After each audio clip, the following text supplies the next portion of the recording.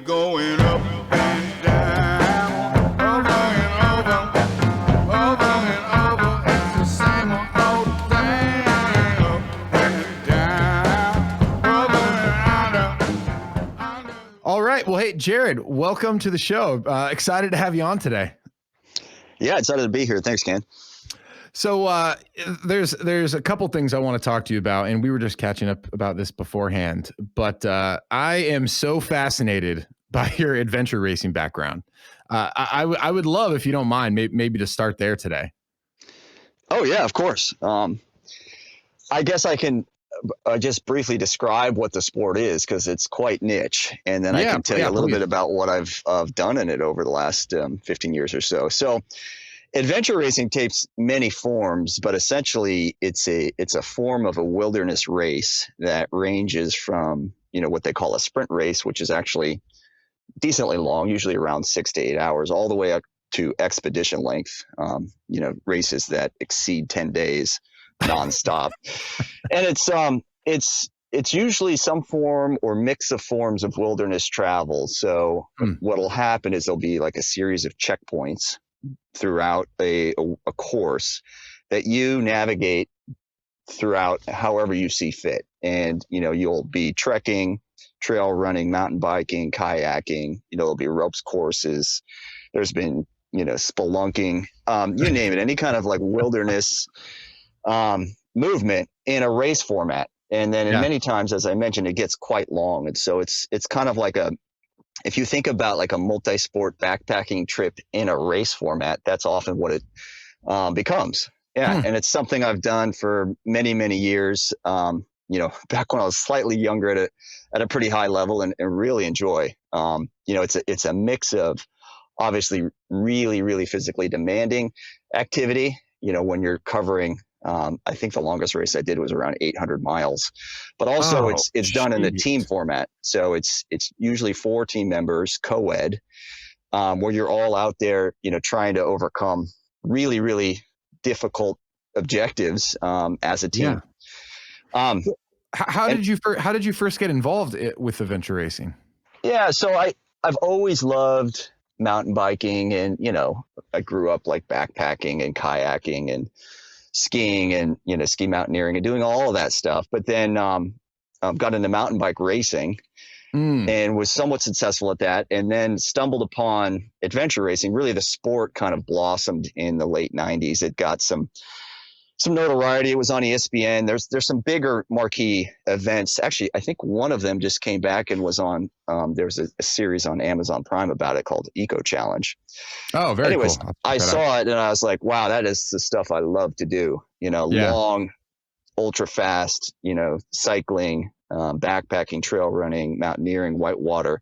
That's what I love to do. And I'm a competitive person. I like pushing the limits. And I was like, well, if I do this in a race format, it'll be even more exciting. And so stumbled into it like in the 90s and kind of did a bunch of local shorter races, and then eventually worked my way up onto a couple of sponsored professional teams and competed at that level in the longer kind of expedition format races, which that's amazing. Which are really, they're a race, but I will say most of them are designed so that most teams can't even finish. And so you're really out there battling the course more than the competitors. Some of the races, like I mentioned, when you're out there for 10 days covering, well over 500 miles, and it's nonstop. So like managing your sleep, managing your food, managing your gear, injuries, all the rest. I mean, you can imagine a lot of tough things pop up, and and teams fail. Is there support situated along the way, like at these checkpoints, or is it the sort of thing? Okay. But like with regards to like even just something, as critical as food, are you responsible for packing everything you need, or is that something that you can kind of like replenish along the way? Yeah, usually there'll be what's called a transition area. So say you're on foot, right? You'll get to a transition area where your mountain bike will be waiting for you, as well as a gear bin with food and, the necessary equipment. So you have to pack what's appropriate, plan ahead, how many calories you'll need per day for however long the race is, what kind of repair equipment you need, et cetera. And so sometimes there's actually a crew member that can wait for you at those transition areas, but often not, where it's just a gear bin. So that's how, I mean, you don't go 10 days without resupply. There's resupplies at every transition area typically. Yeah. Yeah. I was going to say, if not, then this is the most hardcore thing I've ever heard of. Yeah. I mean, you rarely go more than, say, 36 hours without a food resupply. So you're not carrying, massive 50-pound backpacks. Yeah. But you often are carrying quite a lot of gear. If you think about going a couple of days, pack rafting or kayaking, you just have to have a lot of emergency supplies. And when you run out of food, it's a real problem. So, right. Yeah, I could, that would complicate things for sure. Yeah. And you mentioned crew, like what sort of like support, I was going to say staff, but that's not the right, maybe it's just crew. Like what sort of like support do you have when you go on one of these, like, expedition length courses? Yeah. So at the transition area, you'll have a crew member who is there to kind of help you repack your bags, help like fix your feet. As you might imagine, people's like feet just get destroyed, help you with changing clothes, like fixing or assembling bikes, just kind of general logistical management and gear management. And so, yeah, having a quality crew is really important, as you might imagine. So you don't sleep a lot in these races. Races that are, say, 36 hours or less, you won't sleep at all. And then in the expedition races, whenever you're sleeping, you're not moving. So you generally sleep as little as possible. I mean, we had a 10-day race where I think we logged about 10 hours over the full 10 days. And so my God, by day like 8, you're a zombie and you can't think clearly. And having a crew member there who's like, make sure you have this stuff packed. You're going to need your harness for the ropes course or whatever it is. It's very helpful because you're just at a really diminished capacity by that point. Well, I was going to say, so I've had enough sleep specialists on the show to know that I'm very concerned to hear about you guys zombie whitewater rafting and rappelling down the side of cliffs. That's incredible. So what happens, in a circumstance where no one can finish? No team finishes. It's whoever makes it the farthest, the fastest. Oh, wow. And there's plenty of races where no one finishes. Man, what is typically the most challenging part of doing a race like that? Like my thought would be like just sheer exhaustion based on well, most teams actually fail because someone gets injured, or sometimes you'll have a major gear failure. Like, you pack a lot of like a spare derailleur for your bike, but if you crash and like, severely bend a rim, right, you're kind of you're in trouble. Right. I mean, some of these races you'll have 300-400 miles of mountain biking and you can't really walk that. So, oh, wow. That happens. People get lost, so you're not allowed GPS. So this is old school map and compass navigation. Oh, and a little topography. And you can get really, really lost. Teams will get heat stroke, run out of food, and then you just get you're in a calorie deficit to begin with because you burn about 10,000 calories a day and you can maybe stuff down 5,000 or 6,000. So, oh, wow. People just bonk. There's a plenty of reasons why people fail. And then there's team dynamics, which is really part of what I love about the sport is, you got 4 people out there who are incredibly tired and sleep deprived, trying to overcome a difficult task together. And sometimes the team dynamics just don't work. So okay. That's another, really fascinating part of the sport for many people. Well, I can't even imagine, like most folks can relate to having trouble with a coworker when everyone's caffeinated and well slept. I can't even imagine like on day 6, you haven't slept, you're pushed to the extremes. If you have some personalities that don't align, I imagine that probably gets exaggerated in the moment. It's beautiful, really. I mean, you get to know yourself really well, like at the core, and the same with other people, because it just strips away everything else, right? There's no more niceties or society or whatever. It's just you in the middle of the wilderness, cold, wet, hungry, lost, and like, how do you respond? And how do you, help each other? So it's really cool in that way. Yeah, I have to imagine. Who was I talking too about this. It's escaping me at the moment, but yeah, like just the process of putting yourself through something that arduous, like, Yeah. I imagine you might relate, like it carries over to other parts of your life, right? Just knowing that you have this like, innate ability to like persevere and overcome makes the other obstacles you might face in your personal life, professional life, that much hopefully easier to tackle.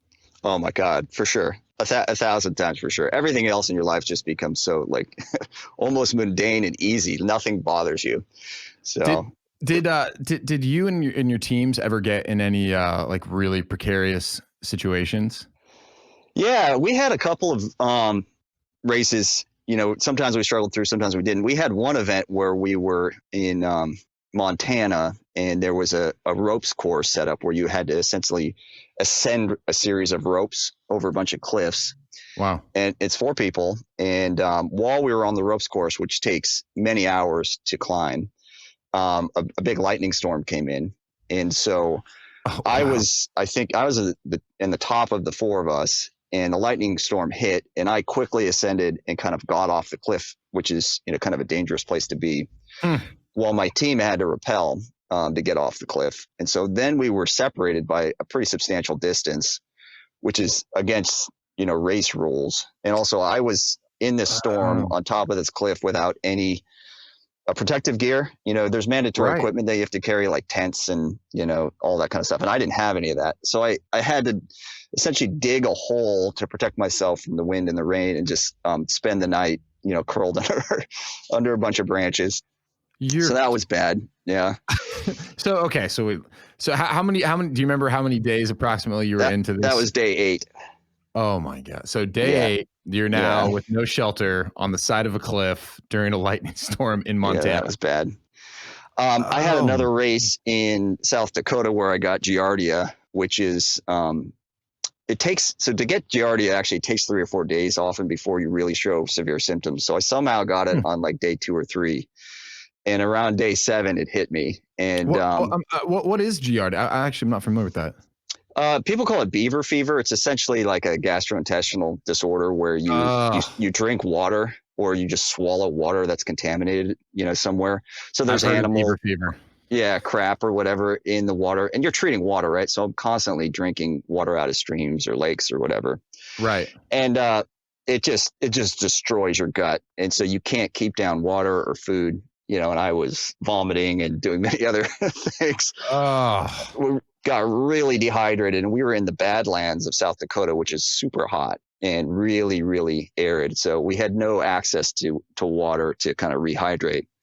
Oh, wow. So that was actually dangerous. I was actually quite concerned for my health in that one, but made it out. We actually found some shelter that night, and I was able to take some anti-diarrheal pills and other medications that allowed me to keep fluids in, and I ended up gutting it out and finishing that race. But that was a scary day. I mean, what do your coworkers think when you show up back at the office on Monday? Like, did they have any idea what you had just put yourself through when you would go on and do one of these I don't things? think they really get it, but you come back like a skeleton.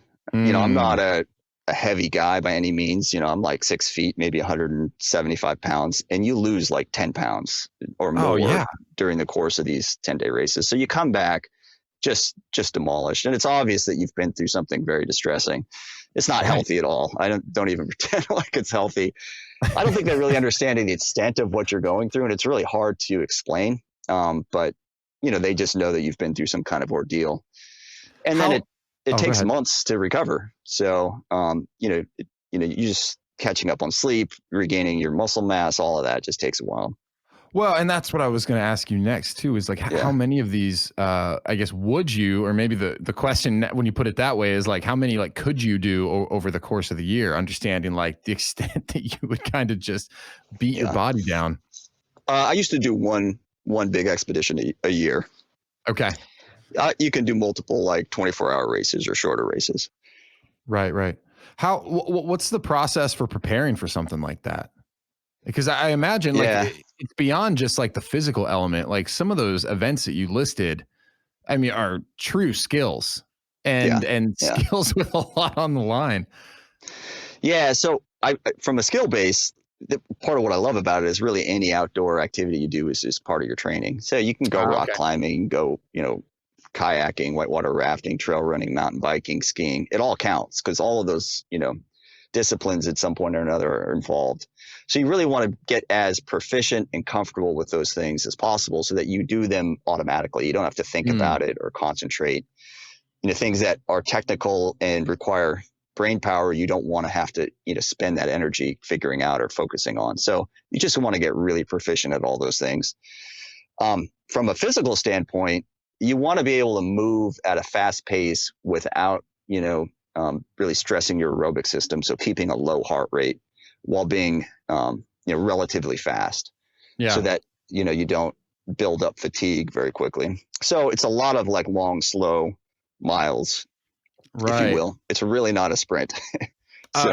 Would you do anything in terms of like, nutrition leading up? Like I wouldn't even know where to begin to prepare for something that's, such sustained endurance is needed, obviously, but like to your point, just the amount of calories that you knew you were going to burn each day, and then you would not ever be able to like replenish to the same extent that you were putting it out.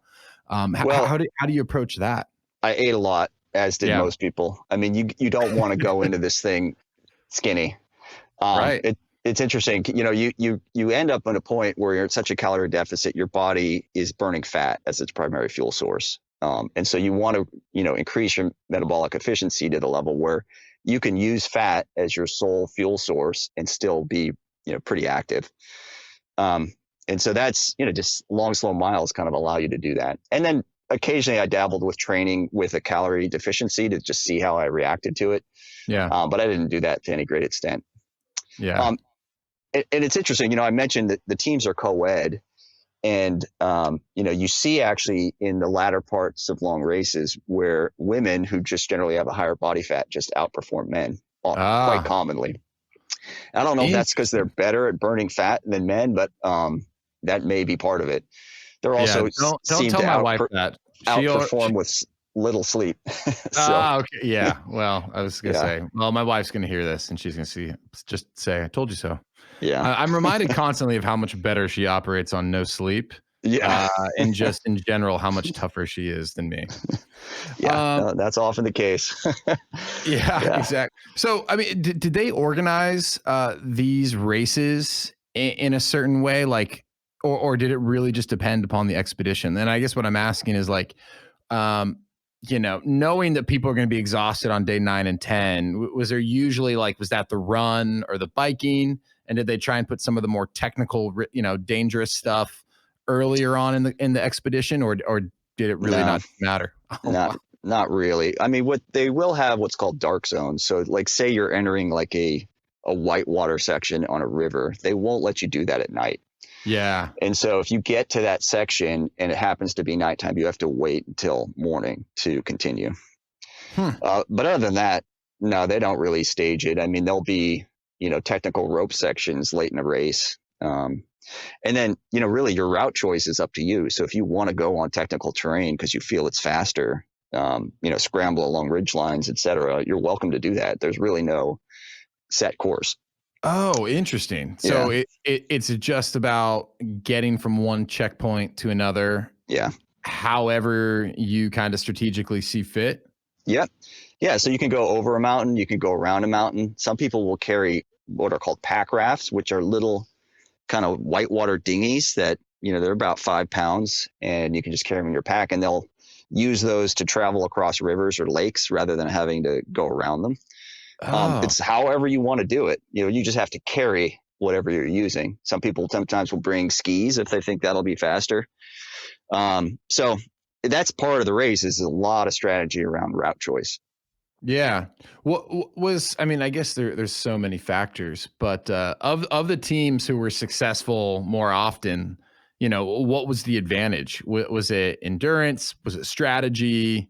Or did it really just depend upon like the course and kind of like how that related to their strengths? Navigation is really big. And then I think constant forward motion is really important. So things like, you're a team of 4 walking along, as you might imagine, like someone is grabbing a snack, changing their socks, taking on a jacket, taking off a jacket, all those little tiny, like 1 minute delays add up. Yeah. And so figuring out, wow, can I change my coat while I'm still hiking, which seems dumb, right? You should just stop and change your coat. Those little things add up. And so like constant forward motion makes a difference over the course of 10 days. Oh, go ahead. I was just going to say, it's interesting. The real dominant teams are not from the US. They're, New Zealand has been super dominant. A lot of European teams are dominant. And I think it's because they grow up with a culture of orienteering and navigation. They're just, really good at it. Yeah. Like we have a high school baseball team. They have orienteering teams, where they compete. And cool. So I was not aware of that. Yeah. So they're just spot on navigators, which makes a big difference. Yeah. Yeah. It's just ingrained. Yeah. I mean, this makes something like an ultramarathon just sound like child's play. Like, I guess that in my mind was like, the gold standard for like grueling physical endurance that you hear a lot about. And just a 10-day event where you're getting about roughly an hour of sleep a day. That's just incrable. Now, are you still doing these at all? Oh, go ahead. I've done ultramarathons too. I mean, the difference is, with an ultramarathon, the course and you don't really have to think about navigation. It's purely a physical task that allows you to push the speed limit, right up to the edge. Yeah. With these expedition races, you're just not going quite as fast because you have to reserve, energy. You don't really know what's around the corner. And so it's more of like a mental kind of grueling endeavor than just a flat out, like how far can I push my physical limits? So they're hard in different ways. I mean, sure, in expedition adventure racing, you cover way more than ultra distances, but you're not going anywhere near as fast. From in your perspective, I didn't realize you'd done ultramarathons, so I better tread lightly. What was more challenging? Oh, adventure racing by far. By far. Okay. All right. Yeah. You heard it here, folks. Well, just because I've been there where I forgot a jacket or like I ran out of food, those kind of things. Those are tough mentally to get past. So yeah, I can't even imagine. Well, maybe this is a good segue because I was initially introduced to you through your company that you founded, NatureQuant. But I think even just that background with regard to your adventure racing, I think probably explains a lot as to why nature, it's such a passion for you. If you don't mind, could you explain for folks listening a little bit about what NatureQuant is? Yeah, no, I'd love to. Yeah, it is certainly revolves around my passion for nature and the wilderness. I guess, the other pertinent background on me is, I've been kind of a data scientist for a long time as well. And so I have always found that when I spend time in the wilderness, going for a hike or whatever, I feel like completely rejuvenated and I get a really unique sense of mental clarity and energy that I just don't get from coffee. And I thought, maybe that's just me. I'm one of those like, nature nuts who just loves being outside.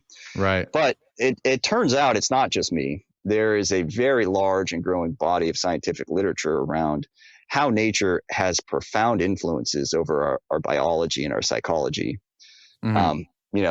We're still collecting, the research reports, but there's literally hundreds of studies that have demonstrated really, really material effects on things like longevity, heart disease, mental distress, cancer rates, et cetera, that all pertain to your proximity to nature or exposure to nature, or in some cases, not even an actual exposure to nature, but exposure to images of nature. Oh, wow.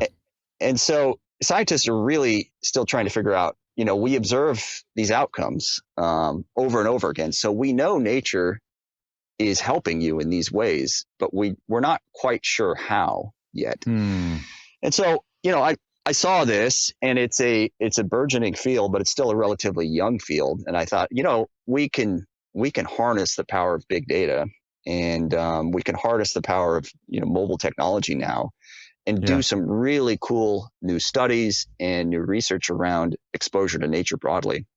And so we founded this company, NatureQuant, to help do a couple of things. First, quantify nature, which is hard to do, right? If I asked you how much nature is around your house, I mean, you could kind of give me a rough description, but you really can't quantify it in a meaningful way relative to a house 3 miles away from you. Yeah. So the first thing we did is we came up with a method to quantify nature, but not just nature, but beneficial nature. So nature that has repeatedly demonstrated to improve health outcomes. And the way we did that was through a bunch of kind of remote sensing technologies. So, you know, as you've seen, you can get a Google image of your block or an aerial image of your house, and then we can use computer vision to parse out the pixels and determine which ones are green, which ones are plants versus road versus pavement versus roof. Right. There's also all kinds of classifications of areas. Is it dense urban? Is it rural? Is it somewhere in between? And then we even go as far as collecting satellite data that actually measures infrared reflections of light. And via the measurement of those infrared reflections, you can tell how much photosynthesis is occurring in any given area. And so we aggregated like many other data sources. There's tree canopy indexes. There's a bunch of measurements that we use to approximate nature. And we took all those measurements on one hand, and on the other hand, we took observed health outcomes. So we know how people in this area tend to have prevalence of things like cancer, longevity, heart disease, et cetera. And we ran correlations between the two to determine, where are there really significant connections? Where can we say there's a lot of nature here and people tend to live a really long time? So let's find out what elements of nature seem to most tightly correlate with longevity, for example. Yeah. And so we did that throughout the nation, and we're still doing that with new data sets. And we've came up with really, really powerful results, which basically say, look, based on what we're calling a nature score, which is a score for the amount of nature around any location, like your house, for example, what does that say about the likelihood of your cancer rates, right? Oh, wow. And so, we can now tell you can go to our website, naturequant.com, you can type in your address and it'll give you the score and the correlation that score tends to use to predict certain health outcomes. And so that's what we did initially with the nature score. And we're constantly layering new things in there. We're now looking at air quality, right? Which has, which we all know has a pretty profound impact on health as well. We're looking at water quality, things like noise pollution and light pollution for being in a city. The prevalence of traffic around your house, we can detect remotely, proximity to waste fund sites or other dump sites. So a lot of the stuff we pull in and it doesn't actually show any profound influence on the health of the people in that area, but some of it is impactful. Yeah. And so we've created this nature score that's evolving, but even in its current state, kind of helps you understand how your environment influences your health. So I've been to NatureQuant a couple times now, and my daughter is a big fan of it. I think I told you that in the email. Yeah. And I was very pleasantly, maybe not surprised, but happy rather to see that we had a very high nature score. But as you talk through that, right, I could see how just as easily, if I typed in my address, there might have been something nearby that I wasn't aware of. Right, a dump site, poor air quality or water quality that I just never taken into consideration. Yeah. I can see, and I would love your take on this. Just even as something is practical is like assessing, hey, where do I want to live, or real estate, or what house do I want to buy? Like this could be really helpful information. Yeah, and I think beyond the information, just the concept is really the mission of the company, that people can use nature as a public health tool. It's free, it's accessible, it's very important. Our modern man, spends about 95% of his life inside, which is, if you think about the history of mankind, is an entirely new environment. We didn't evolve to spend our life inside. in urban areas. We really evolved to be outside interacting with a large diversity of species and plant types. And so this whole concept of urban man is entirely new, and we frankly just don't understand how that impacts our health. We're kind of figuring it out slowly, but it's still very early. I mean, what we do know is spending your whole life inside tends to correlate with things like obesity and heart disease and even mental issues like anxiety, stress, etc. People that are outside, and this has been studied repeatedly, and it looks like the medical consensus is around 2 hours a week.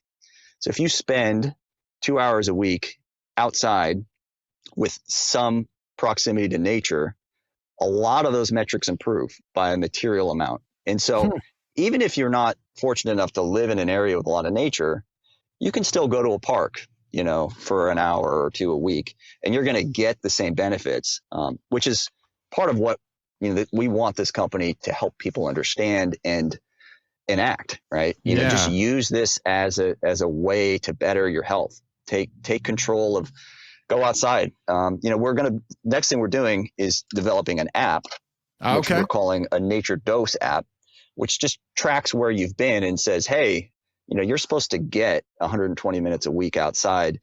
You haven't been outside in 3 days, right? Yeah. Which is strikingly common. You wouldn't think about it, but it is common. Yep. And so it reminds you to go outside, and it tracks the amount of time that you've spent, walking along a city block with trees or in a park to get an adequate nature dose. And that'll be hopeful. People have like this 10,000 step count on their phone. It'll be similar to that, but in terms of spending time outside interacting with the natural world. Well, I mean, I can relate to this, and I'm a sample size of one, but like I said, I live on basically what's an old dairy farm, right? So there's no shortage of nature around me, but even though I now work from home, like, most of the world does, or at least those who can right now during this pandemic, I sometimes will like go an entire day and be like, I didn't step outside once. I helped the kids in the morning. I opened up a laptop, started working, and before I knew it, it was dark. And I mean, it's sad that we even have to have a conversation that someone like me might need a reminder. And I know that's not the only, benefit of this, but I also feel that like on those days, I do notice that I feel maybe more lethargic or stressed or anxious. And you're right. I think it comes down to the fact, if I just, again, take it to like a 35,000 foot view, like physiologically, I was not evolved to spend all my time in front of a screen. But sadly, whether it be for work or the way that, we interact with entertainment today, like that's kind of what a lot of us are doing. And it's scary. Thinking about that, like who is kind of at the most risk with regards to kind of all these, what's the word I'm looking for here? Negatives that can come with lack of exposure to nature. Yeah, well, it's unfortunate, but it tends to be urban communities that are less affluent, have less nature. So they don't have as many trees along their city blocks. They don't have lawns. There's often less parks. And so that's also part of what we're trying to use our data to help correct. I mean, we can go to city planners and provide them like a heat map, if you will, of a city and say, look, this neighborhood is nature deficient. You need to spend your park resources here so the people that live there have easier access to nature. Yeah. And we think it should be an easy sell because the amount of, reduction in just health, care costs is profound. I mean, there was a study done a couple of years ago. So they used a one single remote nature measurement, which we incorporate, but this was done via that satellite imagery that I told you that measures photosynthesis. The infrared reflection. Yeah. And they tracked about 8 million people via 10 different studies. So this was a meta study that collected 10 different sub-studies. So they're looking at 8 million people, and I think it was in about a dozen different countries. And it turns out for every 10% increase in nature within a half mile of your home, your chance of early death goes down by about 4 or 5%. Oh, wow. So it's huge. Like it's It's a really profound influence. Now, we don't know if that's because cities are really dangerous, right? Just living in a city carries a lot of risks, health and Mm. otherwise, or nature is really helpful. But we keep seeing this same correlation over and over again. The more nature around you, the reduction in chances of early death. And so that alone, I think, is enough that should motivate city planners, individuals, I think society at large, to start thinking about nature not as a luxury, but kind of a necessary health tool. Yeah, and I think that's an important reframing, right? Because, well, maybe I'm taking it for granted given my own situation where we live, but nature is around you, hopefully. But I guess the whole point of this is for some folks, it's not. Yeah. But it's like it should be just kind of like a natural inclination to like go outside, be outside. Yeah. And I think some people are like, oh, well, I just enjoy doing things inside. And it's raising awareness around the fact that no, like there's substantial health benefits and risks to either you getting the appropriate amount of exposure or not getting the appropriate amount of exposure. And I personally don't feel like that's something that I hear talked about a whole heck of a lot. One thing No, that it's not. It's really not. And it shocks me. I mean, think of, first of all, there's no profit in telling someone to go walk into a park, right? So there's that. Yeah, there you and go. So like our medical system is built around what do we sell? And it's around what do we treat? It's not around prevention. This is free. It doesn't require, prescription. And it's preventative. It's not really used to, kind of treat some existing ailment. Right. It's largely used as a preventative measure, kind of like exercise, right? Or diet, it's I think of it like that. And in a way, a lot of people think that that's kind of what's happening. When you exercise, you stress your body and then it comes back stronger. Yeah. When you expose yourself to a natural world, you're inundated with all of these foreign, microbiomes and phytoncides and things that your immune system has to respond to. You expose yourself to the sun, right? You expose yourself to hot and cold temperatures, just the diversity of things that your body has to respond to and get stronger, kind of like exercise. And so in a way, it's, I see the two as very similar. Yeah. And so it's interesting because, when I started this podcast, one of the things that I wanted to make sure I did was, introduce different ideas or approaches. They're going to help people either reach their own goals or live a healthier life. And so, one of the early themes that was really important to me was sleep. I was just so dumbfounded by the fact that sleep plays such a critical role in our life, yet no one talks about it. And kind of to your point, it should be free. Right. It's probably one of the best treatments for whatever's ailing you. And it's one of these things that we know so little about. Hearing the way you describe access to nature and some of the physiological benefits, I'm kind of having like that deja vu. Yeah. It's like, it's a great preventative treatment. If you have issues, and I'm not saying it's a cure all, but what I am saying is like, look, there's physiological responses to the sun, to going outside, to your point, getting out of like this thermostatic rut where we're never like challenging our body with different temperatures. Right. It almost, and maybe you feel this way, almost frustrating that you maybe have to educate people to take advantage of it, Yeah. Yeah, it is strange. I think, modern man is just accustomed to like sitting inside in front of a screen, right? Right. And we've accepted that as normal, but it's really not normal. It's an entirely new environment for us that we're not sure how that, impacts our health. I think there's a lot of evidence saying it's not good, but it's so new. We're really not sure. And that's part of what, we do a lot. We intend to do a lot of research. We've done some research with our, our data, and that's what we'll do going forward. This app that I mentioned, the Nature Dose, for example, once we have a few years of people using this, we'll be able to say, okay, the people that on average met that 2-hour minimum had these types of health outcomes, and the people that didn't had these types. And so we'll be able to kind of ferret out more and more insight around, what specific types of exposure are important. Yeah. Well, and something else that's interesting as well is, are you familiar with Nick Littlehales? He's a sleep specialist. He was part of, the whole marginal gains of British cycling, and he was like their sleep guy. Yeah. Yeah. It's fun. I can't remember if he said it on air. I'll have to go back and listen to it, or if he said it afterwards. But one of the things that he's starting to do with the private groups that he works with is he'll take them outside. He'll take them camping.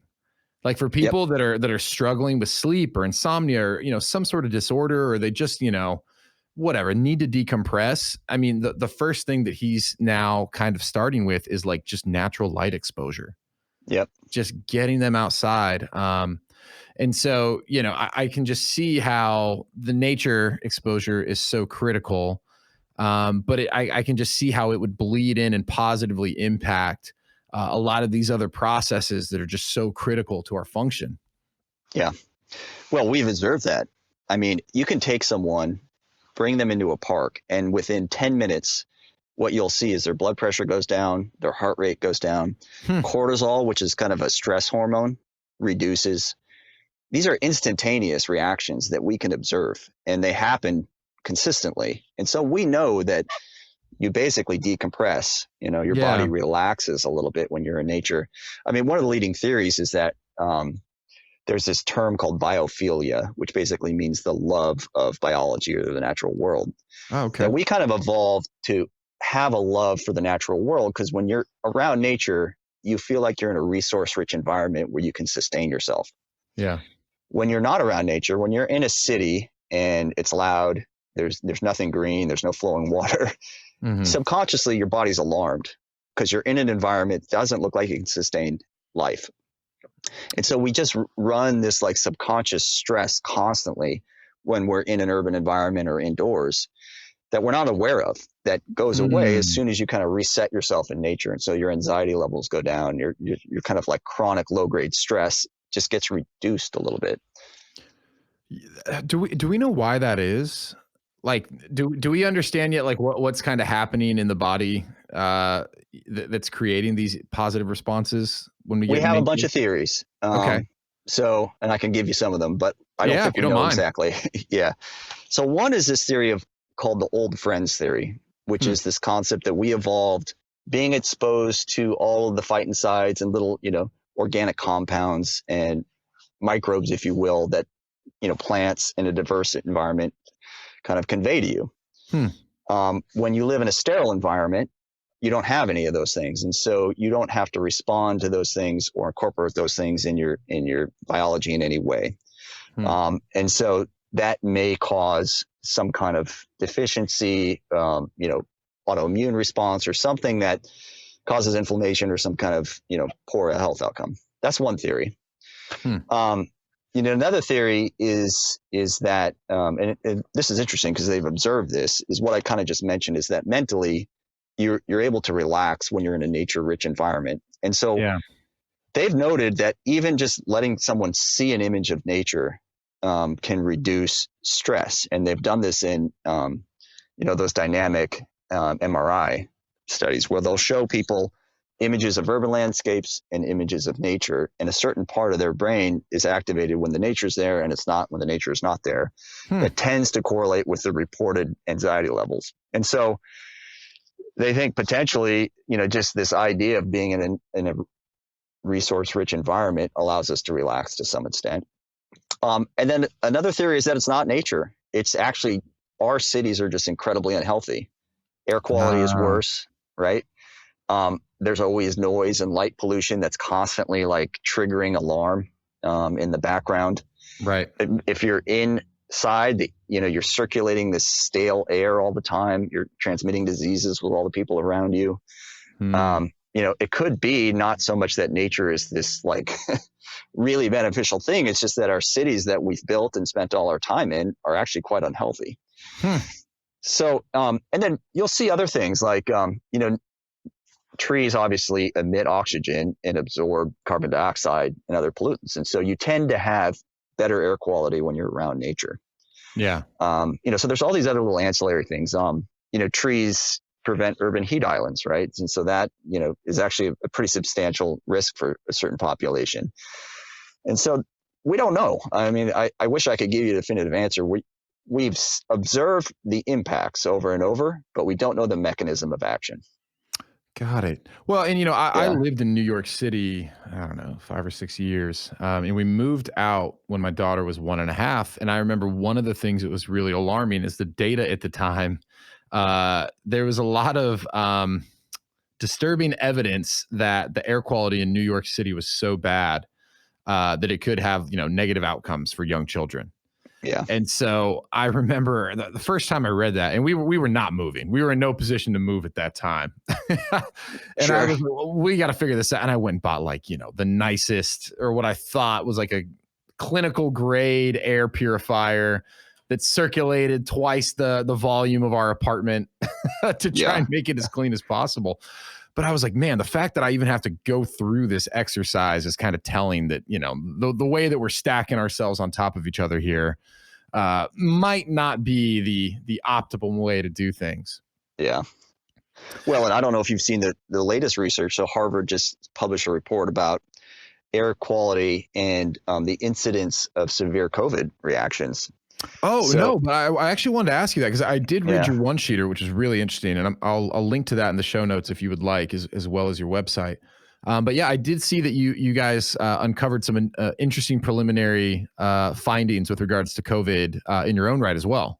Yeah. Yeah. So, I mean, the concept, or at least a hypothesis here, was that when you live in an area with poor air quality, your lungs are always kind of mildly inflamed or partially damaged because it's constantly battling these pollutants.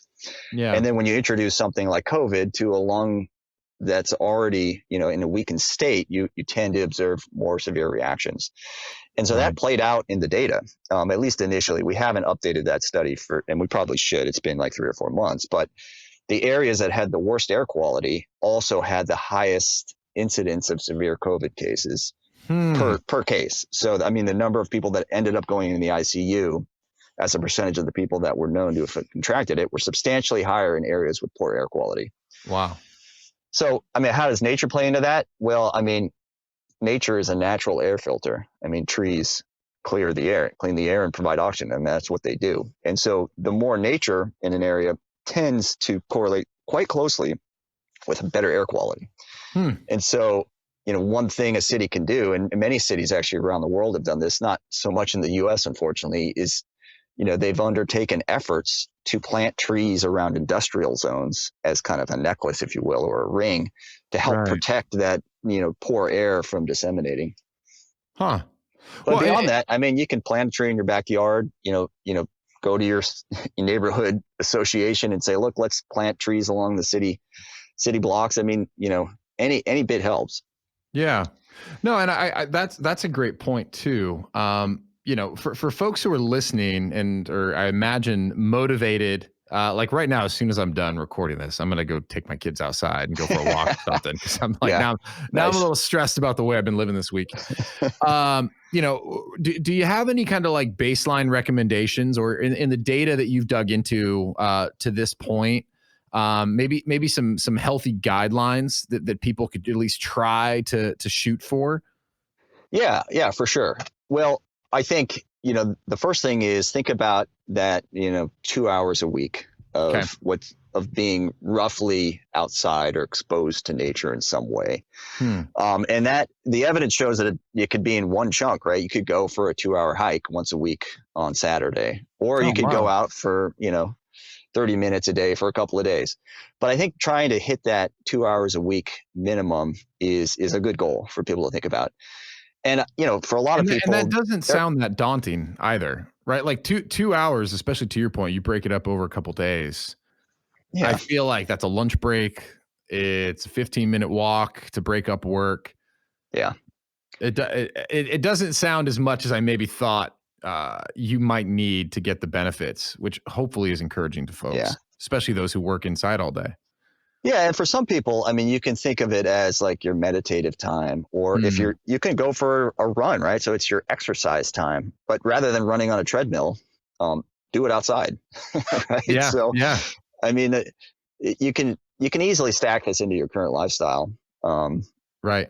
That's my main thing. And I think, you probably have an audience that's probably pretty proactive about their health already, so that, they're already fit and they may be outside. But, I think for most people, just think about how much time you spend inside. And if it's really, 90, 95% of your life is indoors, try and, slowly incorporate more time where you're exposed to different environments, particularly environments that are nature rich. Yeah.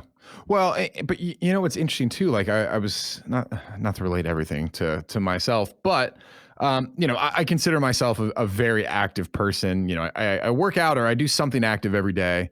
But now as I kind of reassess, like I ran this morning, I was on the treadmill, but I was on the treadmill in my basement watching the TV. And so now I'm kind of rethinking, like, that was a really easy opportunity to like go out. I mean, it's cold here, but yeah, that's one little way I think that moving forward, I'm probably going to tweak the decisions that I make in terms of like where I'm spending my time, when I have the opportunity to change it.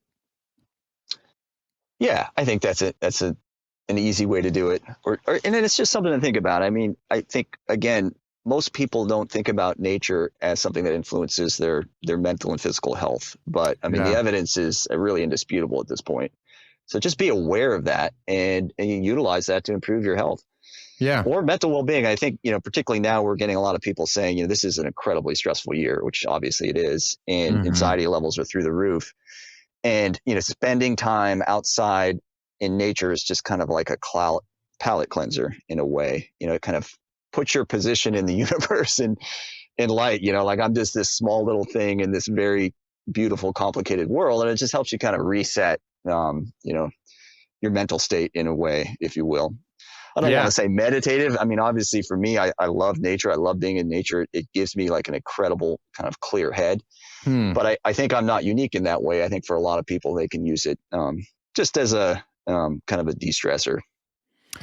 I mean, yeah, it's one of those things too. It's like the data helps, the research certainly helps, but going outside and spending any amount of time, I feel like you intuitively feel it. You feel the difference. You feel a bit lighter, a little less stressed. And it's, I mean, again, like I'm like, why am I spending so much time inside is what I keep thinking as we have this conversation. Well, we all are. Yeah. So, well, and so let me ask you this, for people who want to find out more about what you're doing, where is the best place to point them today? Yeah, for now, I would go to NatureQuant.com and you can get actually a nature score for your address or any address if you want. That's just available on the site. Our app is not up yet. It's actually probably in Q1 we'll have that out, and great. It'll be free. And then also, if you want to participate in some of our research, we're talking to some universities about conducting research with that data, which you're welcome. But we would love more and more people to participate in that, or just use the app on their own if they kind of want a reminder and a helpful tracker of the amount of time they're spending outside and in nature. But for now, go to NatureQuant.com. There's a white paper there that'll detail a lot of the science around nature exposure. If you really want to kind of geek out on it, and then you can get your nature score and there's just a little more background. Yeah. And then contact as well. I mean, we love hearing from people, with stories or concepts or ideas or even unique research. I mean, as I mentioned, we've done research on urban heat islands, on things like COVID. There's many ways that we can apply our data to unique and novel research that we're always excited to look into. Yeah. Well, and I can attest, the site is really cool. Very interactive. I was fortunate that we live in an area that is like very dense with nature. But one of the things I alluded to in this earlier is it was a really awesome opportunity to talk to my kids about it. They loved seeing the site. I'm not going to say that all of the content was geared towards a kindergartner, but it was just a really good opportunity to have a discussion about something that's important, and they get excited about it, and it's highly visual. So if you're listening, definitely check it out. And if you would, let us know when the app comes out. I'd be happy to make all our listeners aware when that's available. Yeah, I will for sure. Yeah, we're really excited about that. That's ultimately where we want to be, because that's how we feel like we can impact the most people. If you imagine, a lot of people are tracking their steps or whatever. We feel they should be tracking nature exposure or time outside as well. And having a reminders is definitely going to kind of boost that. I agree Oh man, well I'm excited. Well, hey, this has been a fascinating conversation. So I really appreciate you taking the time to join. Yeah, no, it has been fun. Thanks again for having me.